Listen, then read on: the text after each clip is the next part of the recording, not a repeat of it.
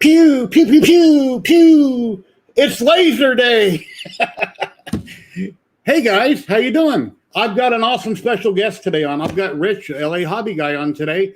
He was nice enough to come on the channel, and he was in one of my hangouts a few weeks ago briefly, but when you have a lot of guests, it's hard to talk, and it's awesome when you can talk one-on-one. And we're here to learn more about him and what all he's been doing. And let me bring him in, and then we'll say hi to everybody in chat, and we'll get going. Hey, Rich, how you doing? Hey, Jerry, how's it going? Good to see you. Thank you very much for coming on. I know you're a busy man. Oh, it's my pleasure. Been busier than ever. You see, I'm still in my garage, as you can see. But I spent the whole day today working out in the outbuilding, trying to get things ready. In fact, we've been working out there for a week or so. All the supplies came in today, and hopefully this is going to be my last time streaming from the garage. I can't wait to get the studio built and get the shop organized and get back to business, because working in here has just been horrible. I have to deal with my wife's car and her clothes, and but yeah, when you're all set up, I'd love to have you back on so we can check it all out and see what you got going on. Yeah, I'd be glad to give you a tour. A few people in chat real quick. 3D Medic Vince was here early. Hello, Vince. Louise, hello. SBC 3D. Dominic. Betty Boot 45, my wife in another room. Hello, Stephen Poole. Let's see, going down the list. Hi, Stephen. Gary T. Hello, Gary. DeWitt 3D up in Canada. Tim has a great channel. He's almost to 1,000 subs, and he's going to be doing a big giveaway. Make that go away. You want the phone ringing? Jeff Hutchins. Hello, hello. Steve Cook. Old Curmudgeon, hello. I think I got everybody there. Yeah, we're live today on YouTube in 1080p. We're on Facebook, my Facebook group, and my Facebook page also. So if you're watching on Facebook, click the URL above the video. That way, when you accept something from Facebook and YouTube, StreamYard, that way when you type your name, we'll see your name. Otherwise, it'll just say Facebook. Tripod, hello. How you doing? So, yeah, Tripod's into lasers. A lot of people here are into lasers. And, yeah, so what all you been up to, Rich? What do you got going on? Well, the last few days, like I said, we've been working on that outbuilding, trying to get everything set up out there. Last few days, you can see behind me over here, I've been collecting some i5 computers off of eBay. Nice. And getting those all ready so that I don't have to use just my laptop when I switch between machines. This way, we're going to build out everything so everything has its own spot, everything has its own computer, everything's networked. We have the NAS done already for the storage, and you know, I won't have to be toting around a laptop. So that's what I've been doing there, as well as getting everything packed and moved off to the side. We got the supplies today, like I said, to build out the walls, and my son's got all the supplies to do all the electrical. So everything's going to have its own outlet. I'm going to do away with extension cords. Okay. And I'm excited to get that done. I've been following you for a few months. When I found your channel all about Lightburn, and I love Lightburn. It's the best program on the planet. But a lot of things I didn't know how to do, and you simplify it, make it very easy. But before we talk about Lightburn, who is Rich the Hobby Guy? I mean, who are you? What do you do? I mean, what's your background and stuff? A little bit about you, if we could. Well, my degree is in computer science. My minor is in graphics, graphic art. And I've been in computers for about 30 years. I service ATMs. I have my own business. I'm semi-retired and doing this as, one of my hobbies, teaching Lightburn. I still work usually Monday, Tuesday, Wednesday, part-time, couple hours. I still have a couple of banks that are still clients. So I still do work part-time a few hours, but I try and spend most of my time doing my hobbies and trying to relax a little bit. I've had, 45 years of hard work and I'm ready to enjoy myself a little more. Nice. Let me tell you why I started the channel real quick. I know you know this, Jerry, but I got into lasers about 3 years ago. And when I did, just like anything else, you start making things and all of a sudden your friends say, oh, can you make me this or can you make me that? And a couple of my friends got into the hobby as well. And two of them weren't local, one in California, one in Washington State, one in New Jersey. And they wound up picking up their own lasers. And I just spent so much time making videos, explaining things, trying to help them out with the software. Lightburn is new to me. This wasn't the original software that I used. I've only been using Lightburn for about 4 months. But, I got tired of making videos and uploading them to my Google Drive and spending hours on the phone. And when I discovered Lightburn, I said, you know what? I think I'm going to start making better videos and for everybody to learn from, because there seems to be a lot of people out there. And, being out on the discussion boards and on the Facebook groups, you just get asked the same questions over and over and over again. And the easiest thing to do for me that I saw was to start a YouTube channel. And I'm new to YouTube. I'm new to YouTube as well. Happily, I've passed 4,000 subscribers. Wow! In just 3.5 months. Amazing. I can't believe how well it's taken off. And I thank you all so much for subscribing to the channel. I thank my Patreons. I wound up setting up a forum, because it's hard to answer questions in the comments on the YouTube videos. So I set up a forum, and we now have about 2,000 subscribers there, members there. And then, people wanted artwork and cut libraries. So I set up an online store, engraveandcutfiles.com. And I sell and give away files there. Probably half of them are free, half of them are for sale, to try and supplement the channel a little bit. But on my hobby forum, you can get lots of stuff for free. I've got Lightburn art files. I've got Lightburn cut files. I have templates, so I've been spending a lot of time concentrating on that. And of course, making videos. I noticed on a lot of videos that I do, and I've even seen it on other sites that other people that I watch, and I follow a zillion people, is you watch the video, you learn this, and this, but in comments, somebody just asked, well, how do you do this, and this? Obviously, They skipped through the video and didn't watch it because that was in the video. Right. So, exactly. I don't get too much of that. I do have a high percentage rate when it comes to watch time. So I don't get too much of that, but I do get that from time to time. And I'll usually answer them by go to the forums, where we can have a discussion on it, or send me an email or something like that. It's kind of hard to keep up with the comments, because first off, you don't get notified of all the comments, so you have to really dig and search for them. I've got to actually go into my browser out of the YouTube studio to find all of the comments that aren't new comments. When people reply to my reply to their comment, it doesn't show up in my YouTube studio. So I have to actually go out and look at the little notification thing on the channel, on my regular YouTube webpage, and scroll through there and look for the replies that people made there. And I try and reply to everyone. So that's one thing about my channel. I see a lot of channels that are out there where, they've got half the subscribers that I do, maybe 2,000, 3,000, and they don't even answer questions, which, what's the sense of making a video if you're not there to help people? Yeah, tripod, they don't watch much all the way through. It's very rare. But I have noticed, and I've heard a lot of people talk about it, if you're teaching somebody something like Rich does, people tend to watch all of it. When you're just showing something like we build a printer and we're showing what some company's product have, a lot of times people skip through it because they've probably already seen that 20 times. But it's really cool when you can teach somebody something. And, people never stop learning, and not everybody knows everything, and you never quit learning. Right. Yeah. But I look at my statistics and my watch time, and it's pretty high. You've been incredibly helpful to me when it comes to light burn. Oh, thank you. I realize that I have like the most boring channel on YouTube, but I try and keep it low key as much as I possibly can. I try and keep the graphics down and the sound effects out, the music out, and I try and concentrate on learning.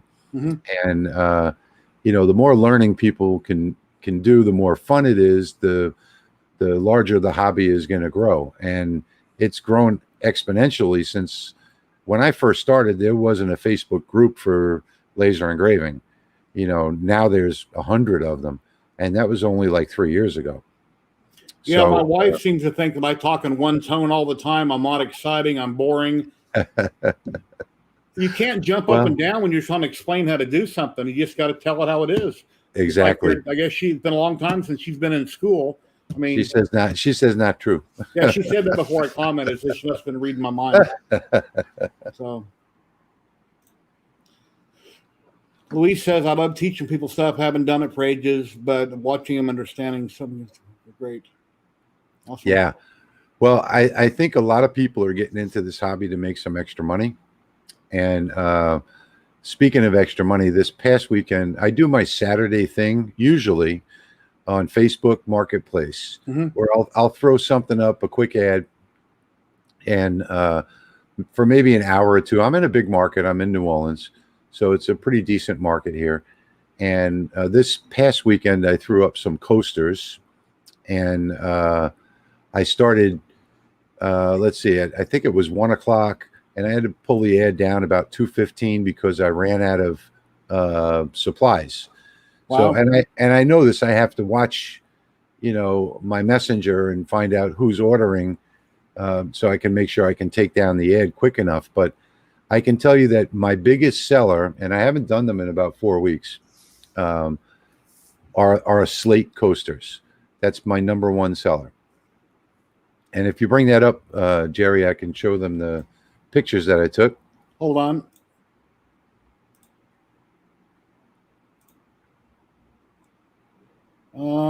Where'd it go? No, that's not it. There we go. There it is. So these are, I finished them with a shellac. I engraved them first, and I do my own designs. And usually it's going to be, flowers and hearts. I only put up 3 or 4 designs that people can pick from. And, this is one of them here. So these are a few that I had out that I just shellacked. This is the final product that I'm boxing up for different people. You get 8 coasters with a metal stand. And all I do is engrave it and shellac it, and that's it. This is a second type of design here. The camera didn't pick it up really well. But I only put up 4 different types, and they sell out within an hour. What do you usually ask for them? These I get, let's see, these are the 8 ones, so I get $69.95 for these. So for the set of 4, those are $38, I believe. I have to look at my ads to yeah, they're $39 for 4 and $69 for 8. Do you have people pay you through Zelle or PayPal before you make them and deliver them? Everybody pays me through Facebook, or either Facebook or Cash App, one or the other. Okay. So this is the shellac that I use, which is Zinsser, which is, if you're not familiar with Zinsser paints, they are the best on the market. This shellac I've got on my coasters, which are 3 years old. They've taken a beating, and they still look like brand new. So I love using this shellac. I won't use anything else.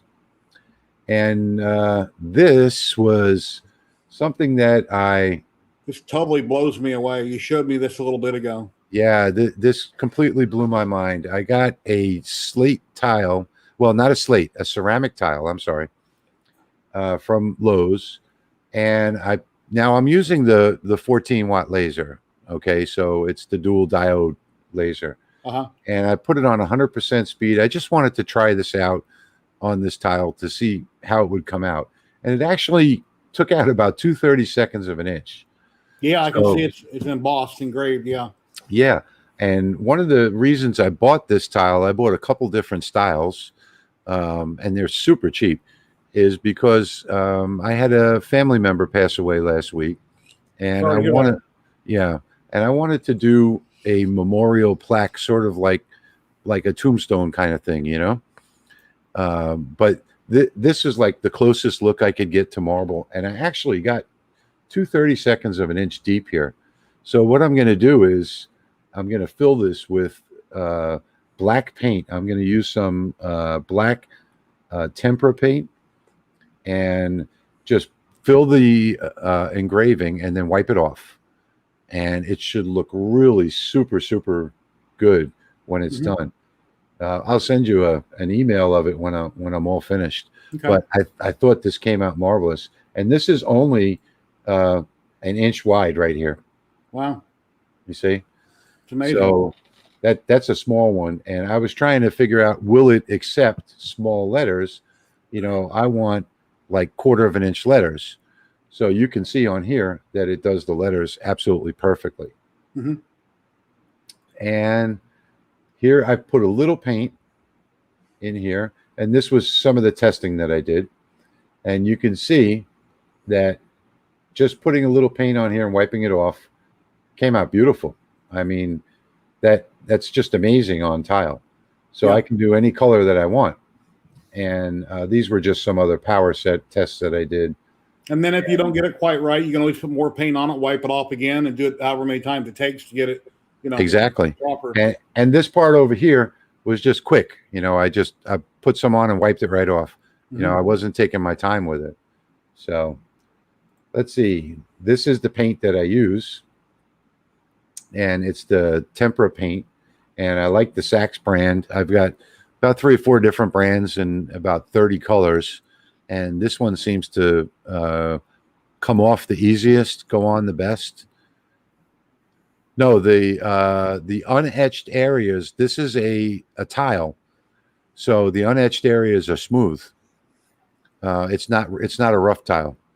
I just got this in the mail a little bit ago from Amazon, like Pawpaw's Workshop and John from Tripod's Garage was talking about. I went ahead and ordered something to give it a try. Yeah, because the last time I used glass or mirror, and I actually used spray paint and some other acrylic paint I have, since I have lots of paints, it took quite a bit of work to get it scrubbed off under the sink. And I hear this comes off really easy, so I'm going to try this also. Yeah, Tempera is the best paint to use. Like I said, I have about 30 different bottles of it. I don't know how many colors there are, but I think there's like 8 colors. Yeah. And I stopped using the small bottles, and now I get the big ones because I do a lot of paint work with my stuff too. If you saw like my Halloween video. And I've also been doing a little of your neck of the woods work. I had to reprint my my air nozzle here for my laser. Your DG or your Auteur? For well, it's the Auteur frame, but I had to make a new mounting plate for the NAJ to fit on there. And this is the air assist part, and you can see this part in the front. This is where the glass comes off of the NAJ, and this attaches. And then I think I got, and here's the actual base. Something I'm wondering, okay, on my K40, obviously I have an air assist that I printed, and I got a pump and everything. I'm wondering if you could take a PC fan, like a lot of people might have done, on a diode laser and mount it on the frame, just have it blowing at your work. And as long as it doesn't blow your work away, I'm thinking a PC fan or something wired in might work too, if you don't have somewhere to put the nozzle on the hose and run it on the diode. Yeah, while I'm working in the garage here, first off, I don't use air assist when I do my video training, for the simple reason that most people don't have air assist. So I use just a box fan that blows out. I open the garage door and it just blows out the garage, and you don't ever smell anything in here. So that works just fine. Yeah. So do you think there's a real need to have air assist on a diode laser to assist in cutting and blowing debris out of the way? Do you think that there's a real need for that, or depends on what you're doing? The air assist will always aid in cutting. Engraving, I use just the box fan on low. And the reason why is because I want as much soot to stay in the engraving as possible, because it's usually wood. And what I'll do is, but I don't want it to go out around the edges. So what I do is I put the box fan on low. It builds a lot of soot in the actual engraving itself. And then I spray it lightly with some water so that the soot stains the wood. And I let it dry naturally. Okay. And then I'll just wipe it off with a paper towel, and you get a much darker look that way. So, and this is the actual mount that I put onto the Ortour. This is the NAJ mount on the new bracket that I printed. And then what else I was doing was I did the Eiffel Tower this week too, which I did a video on my channel. And these are all of the parts to put it together. There's a hell of a lot of parts. I tell you, it took me about 20 to 30 minutes to get this thing together. I'm one of your patrons. I know you sent that to all your patrons, but if anybody wants to buy them, they're only a few dollars to buy them. And it's a great deal. And I had a lot of issues trying to cut them on my Congrow, which I showed you a little bit ago. And I think DeWitt Tim in chat is printing it, but I went through a bunch of wood here and I had problems with this and that. And I'll show you in a minute when we get back to full screen, but I had some issues. I hope you didn't skip that part in the beginning of my video where it said just to burn that one piece to get all your settings correctly. Did you, Jerry? Yeah, I burned the one piece. I got it doing great, and I tried something bigger, and then it wasn't finishing. Oh, okay. And I rotated the order because you had the way it was set up when I got the file is you had the perimeter cutting as number 1, and then the inside piece is number 2. I reversed it so that it cut all the little stuff and then do the perimeter second. Right. That way the big one wouldn't fall out. So I reversed those. That's the only thing I changed.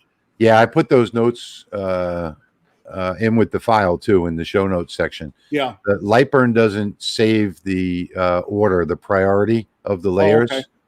So the very first thing I put in the show notes section, which should have opened automatically for you. Yes, it did. Yeah. So that first thing that it says is that you have to change the priority to put the cut inner shapes first. Okay, we can come back to those in a minute. So we don't burn up all your pictures. Yeah. So let's see. DeWitt says, I tried my Ortour laser, tiny piece all burned to char. The large area were fine. Do I need more passes or less power? I'm going to say that you probably need a better focus. So to cut with the 20 watt, and I've done plenty of these models on my 20 watt before. To cut with a 20 watt, you need to lower your power, lower your speed, and have more passes. And you also need to lower your focus. So if you're cutting a 2 millimeter board, which is what I cut here, I'd bring it down 1 millimeter lower. So set your focus and then drop it 1 more millimeter. And then actually you need to speed up your power, speed up your speed and raise up your power till you have no charring. You have to do a test. So when you can cut slightly without any charring, that's when you want to then add more passes. And it's just a trial and everything. Let me interrupt for just a minute. Tripods Garage, thank you very much. That's awesome. Super chat. Thank you very much. I appreciate that. So the key with any laser is getting your speed and power down. Now, if you noticed on the picture that I put up earlier, you don't see hardly any char. Well, that's because the reason why you don't see the char on there is because I ran a whole board of test pieces before I actually did this one. So I took one piece, and I'll even show you which one it was. This one right here. Yeah, you can zoom in if you want. You got I think you can zoom in. So I did this little piece right here is the one that I did. And I set up, maybe 10 or 12 of these, and I would start the burn, and if it started to char, then I would stop it, and then I would just jog the laser over a little bit, start over with a new speed and power until I got it just perfect where it cut through, but there's absolutely no charring on the board itself. And yeah, you have to waste a board, maybe a half a board or a whole board, but you can see all of these cut out beautifully. And let me jump to the next picture here. This is a different angle, so you can see there's no charring on it whatsoever. Just a tiny little bit on the very edges, which actually looks really nice on the model. So, you know, the whole thing here is doing your test pieces. And let me just jump to this is the assembly here. I'm just going to jump to the last picture. And there's the final product, 23 inches tall. So I think I have... Yeah, Big Jono says here, you mean you don't just full send on the laser each time? LOL, okay. And then Big Mike, my grandson uses blue tape on the wood most of the time to eliminate the char. Yeah, is that, Big Mike, is that burning through the blue tape or just using it to pull it off afterwards? I'm not sure.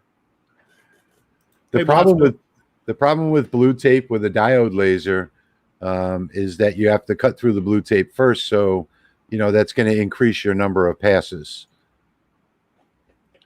So this is the actual video of it cutting. This is 4 times speed, what you see here. And if your pieces don't drop out, like you see what's happening right there, not all of these are going to drop out because there are spikes underneath. So the spikes are going to hold some of them. But if your pieces aren't dropping out, then you don't have the right settings. You notice the big pieces won't drop out either because there's too many spikes underneath. I've since changed that to a honeycomb bed. Yeah, I got your affiliate link to Amazon. I bought those spikes, which I had showed you, and I made a bed, which I'll show a picture of here in a minute, for my Comgo. Yeah. And then I made one for my K40 that I'll be putting in it. Yeah. So that's all the pictures that I've got for there. That's pretty much what I've been doing this week.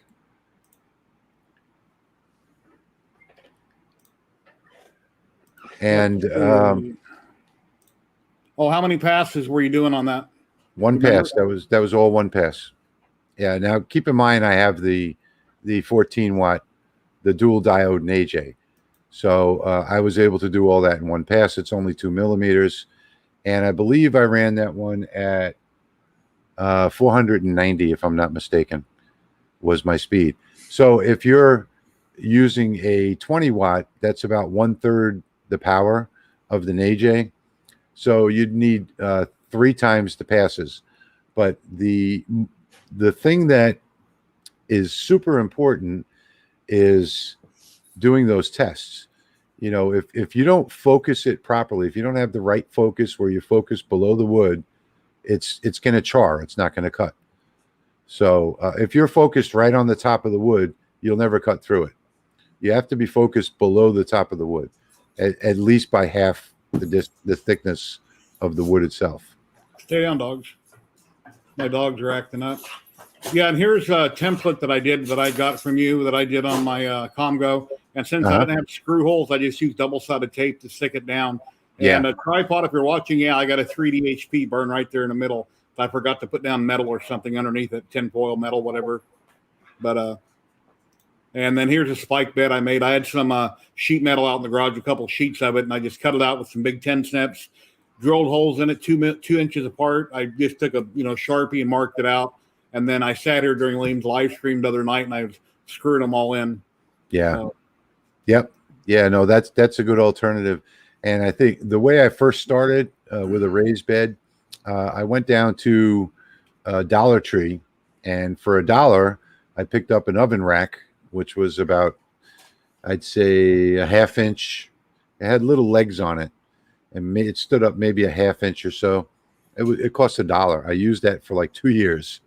One of the people, I used to teach a class here, an adult ed class at a local college, and one of the people that I taught changed the radiator on his car, and he used the old radiator for for his laser, which, I thought that was a brilliant idea. It works just as good as anything else does.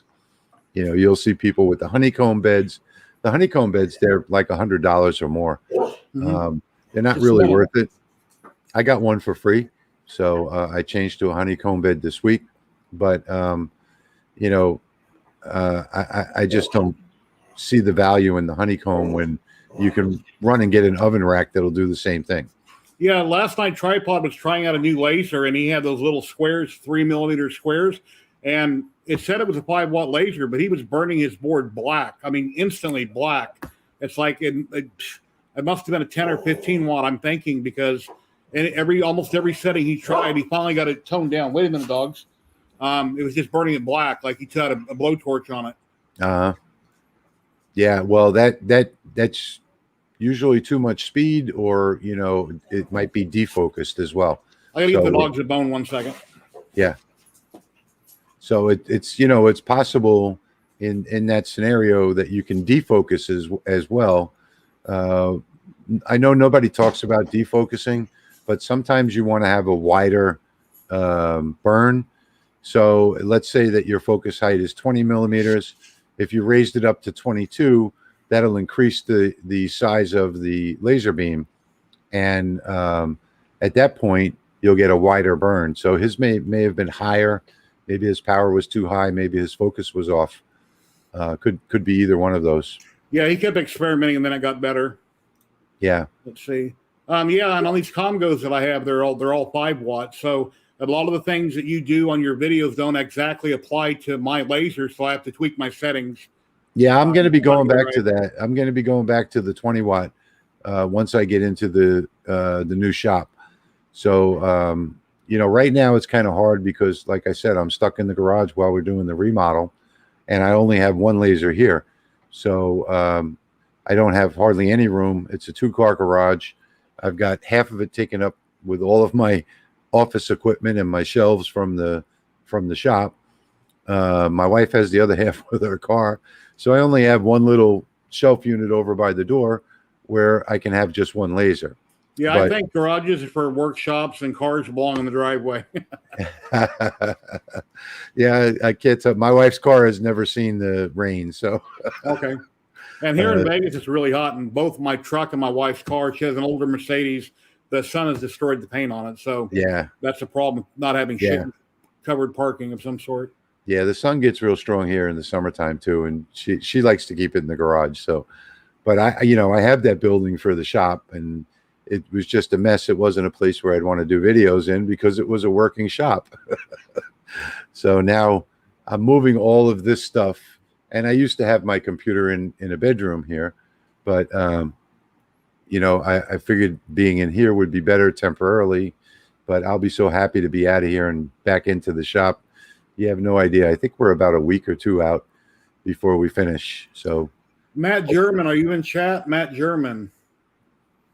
I have a picture I want to show if he's in chat. Oh, his wife, his fiance's here. So I got a picture I wanted to show. This is for Matt German's eyes only, but everybody can check it out.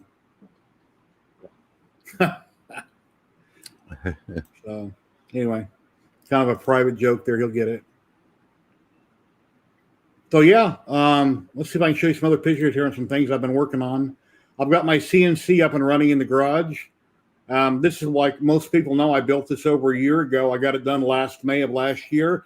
Then I never did electronics. I forget the name of the board I had on it. I took off that board. I put on a cheap $35 one I bought off Amazon, got it working. When I would move 10 millimeters, it was moving 100. So I talked to Liam, asked her printer, and with a couple dollar commands, we got that fixed right away. And then I spoke to Shane about a few things, and then I made a good print. And then the next job, it was screwing up and having problems. So I made a video asking people for help, and it wound up being a wiring issue. One of my connectors in my, not my JST, those other black flat plugs, I forget what they're called, like a JST, the wire wasn't seated properly. So once I got it in tight and I pressed a little plastic piece down on it, I hot glued it. And then when I put it in the board, I checked it to make sure it was working. And then I hot glued everything. It's kind of like what a lot of companies do on all their printers. They hot glue everything. Well, yeah, there's a reason for hot gluing. So things stay and it's working. Let's glue it and leave it alone. So, and here's a sign that I just made yesterday for me and my wife. I etched that out as some pine. I stained it earlier. I'm going to clear coat it after the stream today. And then I've got epoxy coming tomorrow. I'm going to mix up some epoxy. I'm going to talk to my wife, maybe white. I'm not sure what color. I want to do blue. She says, no, everything you do is blue. And I'm going to, inlay the Jerry and Brandy and the nap in epoxy. So that ought to come out pretty good. Why didn't you run the cut again and inlay it with a different type of wood? What do you mean? Just offset the kerf so that you could put a different type of wood into those letters. Oh, I don't know. I'm an amateur. I'm a beginner. So, it's the second thing I've ever done on the CNC. So I'm happy to, get that far. And the first thing I ever done, well, actually, that's the third thing. Here's the second thing I've ever done right here. It's a logo for I saw that video. The upcoming movie, the season 2, The Witcher. It's a logo from The Witcher. And there's a little boo-boo right here that is from a screw up when the machine was messing up. Then I just took a torch and I took a torch to it and burned it a little bit and clear coated it. It looks kind of neat. So yeah, you can't tell. Then you on the back, of Looks course, good. I got different boo-boos and mistakes. So anyway, it's pretty neat. I'm going to be doing a video probably next month on the inlays when I get the new CO2. I have a new CO2 on the way, by the way. I gave away my K40, and I ordered a 50 watt that's going to be in the new shop. And one of the things that I've done before in the past with my 20 watt laser was inlays, or I did keychains out of acrylic, and I would cut out the keychain, and then I would offset the same cutout of the letters, but I would offset it inwards just a little bit to adjust for the kerf, just a fraction of, tiny little bit. I think it was 0.05 offset inward, and I'd run the cut again, and I'd take those letters and slip them into the part that I cut out of the first one. So I would do the outside like in a clear acrylic, and I would just then do another offset one in a black acrylic, and then you'd have to hammer those pieces in to get them to fit, because the fit was so tight. And worked out real well. I think I'm going to do a video on that. That'll probably be one of my first or second videos with the new CO2. Yeah, Big Mike, my working area is 2 foot by 2 foot. The machine MPCNC is 36 by 36. The actual working area is 24 inches by 24 inches, which I think is plenty big. And I think Blasto said he wanted make one bigger, like a half a sheet, somebody said. Yeah, Blasto was asking what laser to recommend for a beginner that wants to cut things more than engrave. What would I recommend? Well, a diode laser is an engraver. It's a laser engraving machine. It's never been meant to cut anything. And originally, when they first came out to the hobby market, nobody talked about cutting anything. It was all about engraving. And it's really not a cutting machine. So if you're going anything over 2 millimeters, you're not going to be happy with the diode laser, no matter what it is. Now with my NAJ, the dual diode laser, I can cut 2, 3, and 4 millimeter with ease. And if you're going to cut and not engrave, that's what I would go with. But NAJ doesn't make it in a typical frame like everybody else does.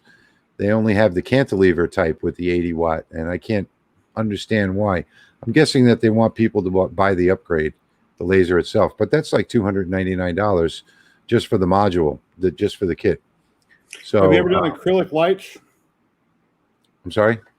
Old Curmudgeon says, I want to do those acrylic lights. You link in your videos at some point. The acrylic lights. I'm not sure what that is.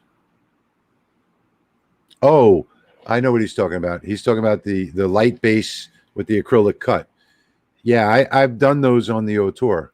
So that was the 5.5 watt laser. Yes, exactly what Jerry's showing right there. You get the light working. I tried this on my Congo, and it would no matter what I did, it barely marked the acrylic. So I got fed up and I roinked one of these with experiments. So I tweaked some settings. I talked to Liam on some recommendations on settings. I went in through it on my K40 first time around. It cut it perfect. So it depends what you want to do. The diode laser can do a lot of things, but certain things you need the CO2. But yeah, it came out beautiful and changes colors. And yeah, I've done dozens of those, Jerry, on my 5.5 watt Tour. Oh, have you? Okay. You know, it's definitely not a problem. But like I said, I find that the tempera paint is the only thing that works well. The Rust-Oleum works well, but with the Rust-Oleum paint, I had to do 2 and 3 passes on the acrylic. With the tempera paint, I'm only doing 1 pass. And the Rust-Oleum is a lot harder to wash off. The tempera washes off just with running water. You just wipe it right off. So with the tempera paint and the Tour laser with a 5.5 watt laser, I was able to do those in 2 passes. Okay. Let's see, my granddaughter's was the last one I did. I believe I did that one at 200 speed and 100% power in 2 passes. The engraving. Now the actual, like what you had right there, was a pre-cut piece of acrylic that you buy on Amazon. Yeah, the circle. So I didn't have to cut that part out. But if I had to cut that part out, it would have taken much longer. It probably would have taken about, with the 5.5 watt laser, I've cut with it before, and it takes about 15 to 20 passes. So it's not something that you're going to want to use. I mean, the K40 is great, but you have a very limited space.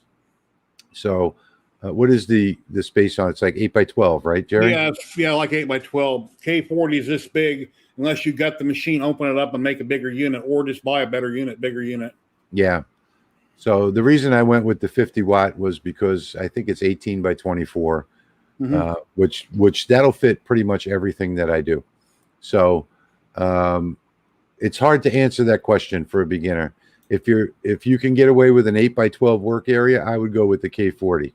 No doubt. You can pick them up for $400 to $500. If you wanted to modify a diode laser like I have with my Tour or Reggie, as I call it, Tour and AJ, that's going to cost you a whole lot more. So it was $299 for the laser module. It was $350 for the laser. That's, you're up to almost $700 to get to that 14 watt laser. In that case, you'd be saving money by going with the K40. Yeah, I got mine from Omtech out of California. It was right around $400. I got a small discount on it. It came in 2 days. They warranted it for over a year. So if anything's wrong with it, I don't have to deal with China. It's probably have to deal with California. Right. So, I bought mine from Omtech too. Okay. Unfortunately, it's sitting in a freight terminal about 30 miles from here. It's been there since Friday, and it's going to be there until next Friday. They just don't have trucks to deliver. Yeah, the Glowforge looks like a nice, pretty polished machine, but it costs $1 zillion unless you're wealthy, and everything is done in the cloud. I don't really care for that. Yeah, Glowforge would be my bottom of the line recommendation. For what Jerry just said. You don't know what's going to happen with the company. I wish them all the luck in the world. It's a great machine. They use quality parts. It's claimed as a 40 watt. It's actually 33 watts. But if your internet connection goes down, let's say there's a storm or something like that. We had a hurricane here. I spent all my time working with the laser. We have generator backup, but if your internet goes down, your laser stops working. Have you had a diode go out on you yet? I know they're only good for so many hours. Have you ever had one go out? Well, diodes scientifically are only good for so many hours, but I've got, let's see, 1, 2, 3. I've got 4 diode lasers. 2 of them I had pretty much in production. I'd say 30 to 35 hours a week for almost 2 years, or a little over 2 years. And I was still running the same jobs on them. So mostly coasters and things like that. And I didn't notice that I had to change any of my settings. So I didn't notice a diminished power or anything like that. I would have noticed that, by the final result. And you would think that after a year you'd have to increase your power or lower your speed or something like that to keep it burning the same way. But I haven't had any issues whatsoever. Of course, all of mine have been from Ortour. Mm-hmm. So they claim to have the 10,000 hour diode life. I know that you can buy a lot of lasers on AliExpress that have a few 100-hour life. I've been using my Comgrow for a little over a month now, I think it is. And a couple days ago during a burn, I'm sitting there watching Netflix and the laser just shut off. And I hit the pause, I hit start, and it started running. And that happened 2 more times and it went kaput. And everything is fine. I run a 25-foot USB cable into that room from this PC right here, and it wound up being the power supply. I have a DIY Comgrow laser that I built with their head on it, and I took that power supply 24-volt, plugged it in. It's been working fine. So I had a bad power brick went bad on it. Just out of the blue. Yeah. And there was one thing I noticed that stopped jobs on me was I had a USB extension cable. My laser is about 15 feet away, and I bought a 25-foot cable that didn't work because it was USB 3. So one thing I found out, or it worked intermittently. It didn't work. The laser would stop burning, and I thought about it for a while, and I said, somewhere I heard that you have to have USB 2, and so I wound up buying a USB 2, and it works. Once I changed that, it works perfectly. Yeah, at some point when I print something, I usually use my leftover filament. If I get down to about a foot or two of filament, I usually just throw it away. But yeah, I usually use my extra leftover filament. I'm not printing anything at the moment because I got like all these other projects going on, messing with the CNC and the laser, live streaming. I watch Netflix a lot, so that takes up time too. Just doing this and that and other. And as far as for paints, I have a acrylic. I've got airbrush paint. I airbrush. I hand paint. I don't do as much as I should, but I have a little variety. And when I first started painting, when I got into it, I went to Walmart and I bought a bunch of Apple Barrel. And for some things, Apple Barrel works really good, especially for large heads or big bases or things.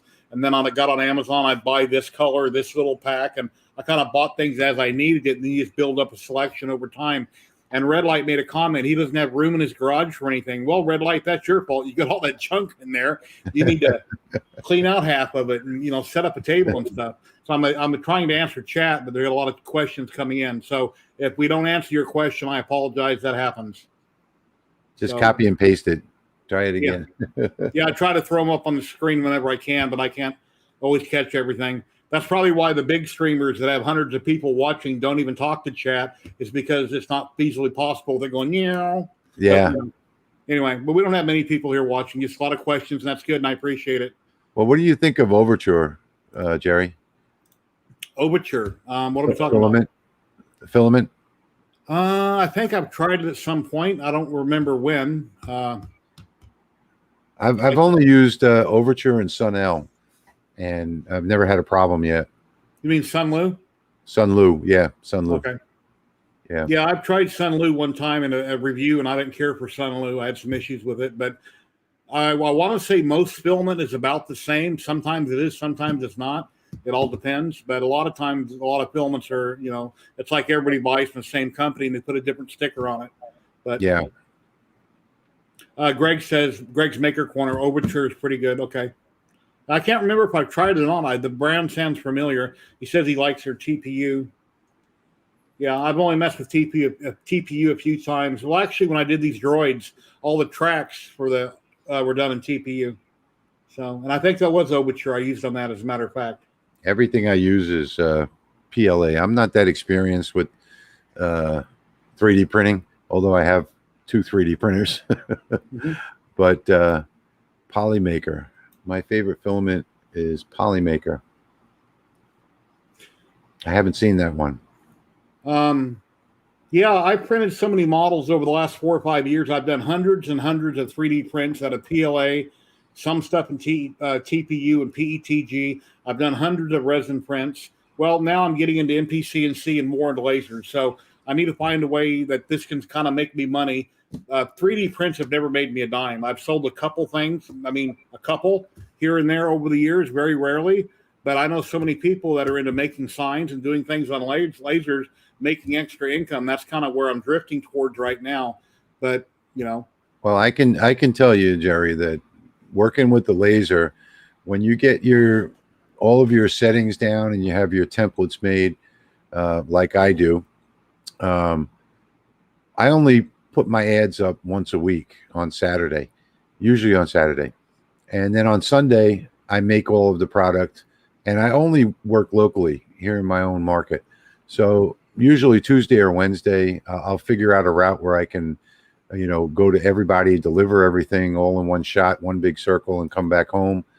And, right now, there's not a week that goes by where, I don't make $350 to $400, on the side.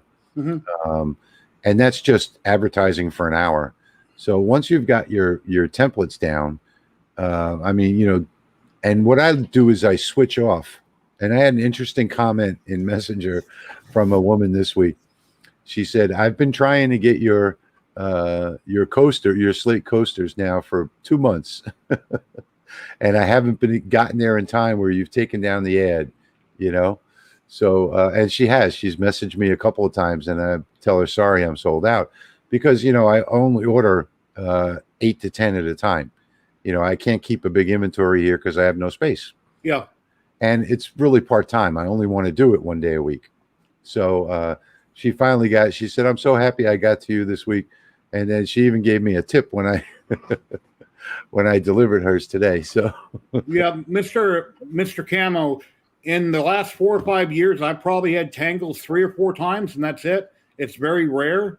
And they came that way off the spool of the manufacturer. It's very rare to get a tangle. Typically, when people, they take off, the print's done, they cut the filament, it gets tangled when it goes zing, as people know, like a spring, and they don't stick it back on the side of the spool. It's very rare, but yeah, I've had tangles. It happens to everybody once in a blue moon.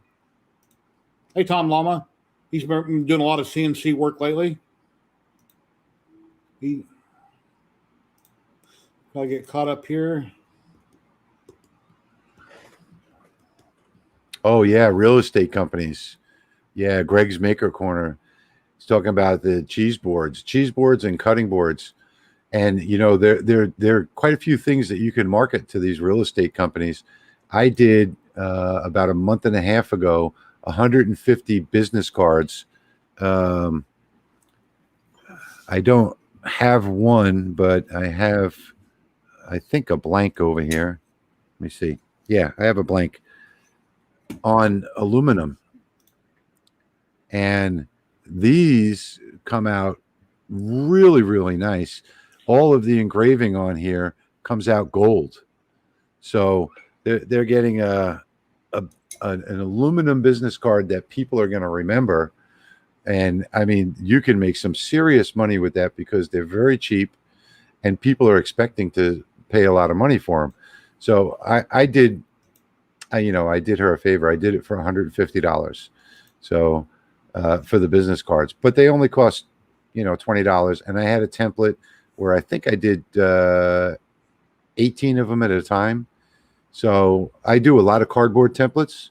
So I made a cardboard template for it. I pinned it down to my board. Then I would just drop them all in and hit start.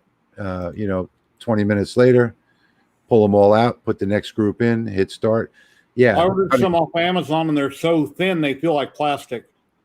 Well, they're really, really paper thin, and when I flick them with my finger, they feel like they're plastic, but they are metal. These are not. They're not paper thin. Let me see what size they are. Let's see.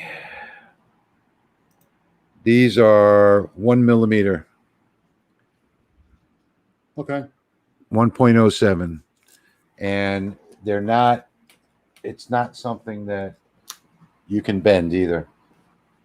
So I can put a bunch of stress on this and there's no bending in it. See that? It's not like a credit card. It's harder than a credit card to bend. Okay. I mean, you really would have to put some strength into this. But the real beauty is when you burn it. I wish I had a sample here, but I don't. I didn't save one of her cards. I should have printed one extra. But maybe I'll just print. Maybe I'll just burn one, fictitious one.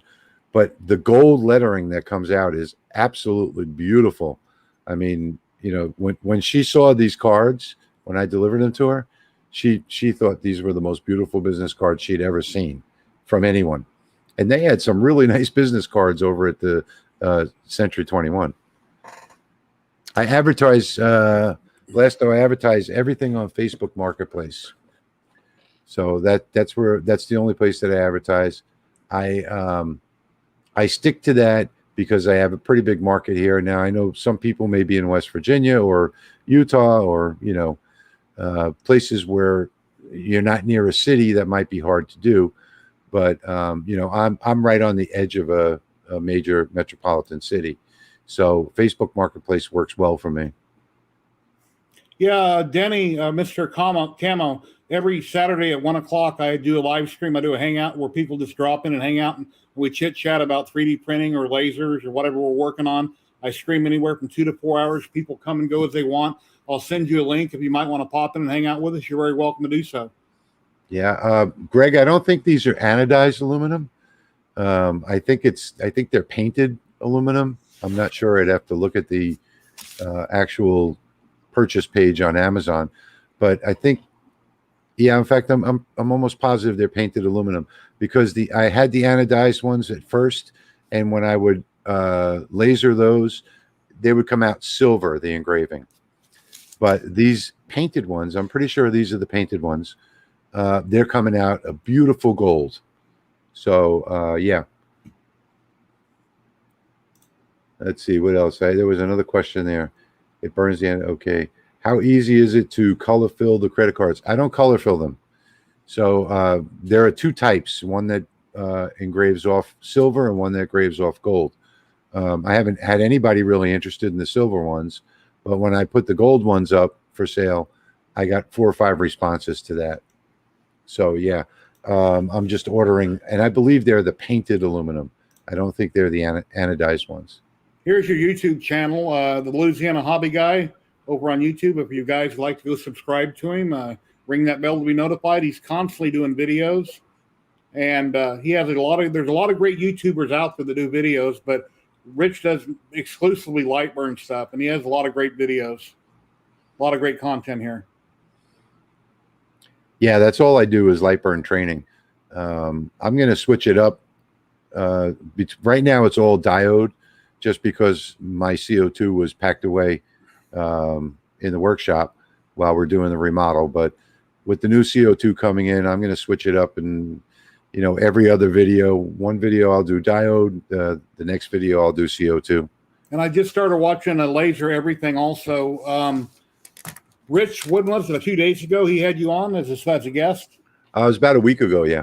Okay. Mm-hmm. Yeah, I was hanging out for a couple hours today. He done a live stream, and I was in chat. And he has a great channel. So there's a lot of stuff here. Yeah, Alex is a great guy. He's streaming. I think he spends all of his life on YouTube streaming. But he does everything, mostly CO2, fiber laser. So if you're into that kind of stuff, you definitely want to check out his channel, Laser Everything. He's got a live stream where you're actually watching him work, and he answers everyone's questions while he's working every single day, I think. Yeah. Yeah, I told him next time I caught him live, I would post it on Twitter and Facebook. I try to, all the people that I know, whenever I see they're on, I try to share the love, get people to, come check them out, and I post it around. But I think most people do that also. Yeah. Mm-hmm. Yeah. See if I got some other pictures here I wanted to show. I think I showed it. Well, everybody's seen this before, but my brother done this really big ship. He done quite a few of them. Wow, that's beautiful. 6 foot long. It's hand built. He's not into modern technology, computers, anything. He had a couple photos of the Lusitania, and based on a couple black and white photos, he built this ship here. Really? And I've got it here in Vegas. It weighs about 38 pounds, and I'm selling it for him 600 or best offer. It's 6 foot long. And it's not perfect, but it looks good. Like I said, it's based off of photos. and he was a carpenter by trade. It's all wood. That's And, beautiful. He has a bunch of 8-footers too. So if I sell this one for him, then I'll drive an hour away out to Prump, Nevada. Either myself or my sister will pick up another one of his ships. I'll bring it to town and get it listed up on Facebook also. Wow. So, it's pretty cool. That's incredible. I wish I had a place to put it. And here's where I currently have my lasers in my other room. On the far left is the Comgo Z1. Then I have a DIY, which has a 5-watt on it. Then there's my K40 next to it. I was burning this wood the other day, and my wife was complaining she could smell it in the bedroom. So I opened up my back door next to the K40. I closed the slider next to where I'm sitting and just try to get most of the fumes out. I need to build an enclosure. Now, I'm either going to build one from the wall all the way to the K40 and have 2 lids that lift straight up to put both lasers in, or I'll build one box around one and then add, depending on what I'm burning, I could just remove it from the enclosure. I don't know yet. Yeah, you should use the blast gates like I'm doing in the new shop. Yeah. Just have one exhaust going through the wall and one main pipe that goes to all 3 lasers, and with blast gates. And then my current pipe, I was talking to you about it. It's underneath my desk where I got a hole in the wall. And I guess you thought that'd be best if I moved that up high on the wall. Absolutely. Yeah. Above 6 feet. So if you're venting to the outside, you don't want that smell to, you don't want people to smell it, animals or pets to smell it. So if you bring it up, the gases actually, the noxious gases rise. So sort of like a truck stack, you just bring it straight up about 6 or 7 feet, and you won't have to worry about any of that. Yeah, Greg, I have a Winix air filter that in there on the room. I usually crank up on high when I'm using my resin printers. That helps a little bit. So, well, any final questions, everybody? We've been streaming for an hour. It's 5 o'clock. We're getting ready to wrap this up. Does anybody have anything they'd like to ask Rich before we go? But below in the description, I have links to Rich where you can find him at. You can go join his Patreon. It's very reasonable. He gives away tons and tons of free templates and files, and he just does amazing work. My Patreon supporters, by the way, they get a discount at my graphics store online. So the discount starts at 80%, goes up to 90%. And for the top level, everything electronic in the store is free. Where is the correct camera? And look, I even got a sticker right there. That's the only sticker that's ever made it on my PC. All the rest of them, as you see, are over here on my enclosure for my CR10. Yeah. So the LA Hobby Guy is the only one that's currently made it to the PC. Thank you, Jerry.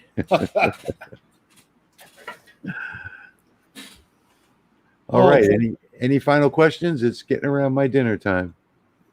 Well, I guess that's it. I want to thank you very much, Rich, for coming on. It's awesome. I can't wait to see you get your shop set up and have you back on in the future. It's been my pleasure. Thank you for having me, Jerry. I know the Comgo just sent you a laser. It's having some issues. Hopefully they'll get that resolved so you can do some, get printing on it, make some work.